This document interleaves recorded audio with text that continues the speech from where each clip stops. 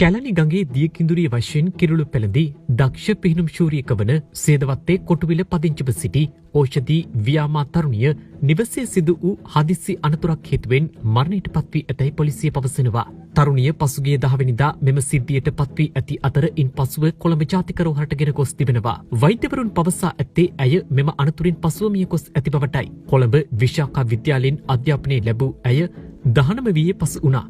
පසුගිය ගංවතුර අවධියේ අවතන් වූ තම අසල්වාසීන් බේරා ගැනීමටත් ඔවුන්ට ආහාර පාන රැගෙන යාමටත් බෝට්ටුවක නැගී රෑ දහවල නොබලමින් අතිවිශාල කැපකිරීමක් සිදු කළ බව ප්‍රදේශවාසීන් පවසනවා.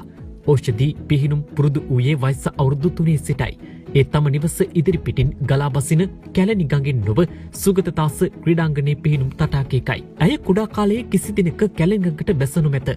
ඒ කිඹුලන් ඇතැයි වූ බිය නිසායි. ඖෂධී කැලණි ගඟ තරණය කරමින් මීටර 10ක දුරක් විනාඩි 14යි තත්පර 41ක කාලයක් තුල පිහිනමින් ගිනස් වාර්තා පොතට එක් වූයේ 7 හැවිරිදිවේදී. ඇය වාර්තාව තබනු දැක බලා ගැනීම සඳහා එදින ගම්වාසීන් ඇතුළු දහස් ගණනක ජනතාවක් කැලණි ගඟ දෙපසට රැස් සිටියා. එවකට ජනාධිපති මහින්ද රාජපක්ෂ මහතා විසින් නාවික බෝට්ටු සහ නාවික බටයන්ගේද සහාය ලබා දී තිබුණා. එදින පට්ටිය හන්දිය ආසන්නෙන් කැලණි ගඟට පැන්න ඖෂධී කුඩා දැරිය කළු පාලම අසලින් ගොඩට පැමිණියේ අඩි 1000ක් හේ සීමාව විනාඩි 14යි තත්පර 41ක් තුල සම්පූර්ණ කරමින්. එදිනම ඇය හිටපු ජනාධිපතිවරයාගේ ඇගයීමට ලක්ව තිබුණා.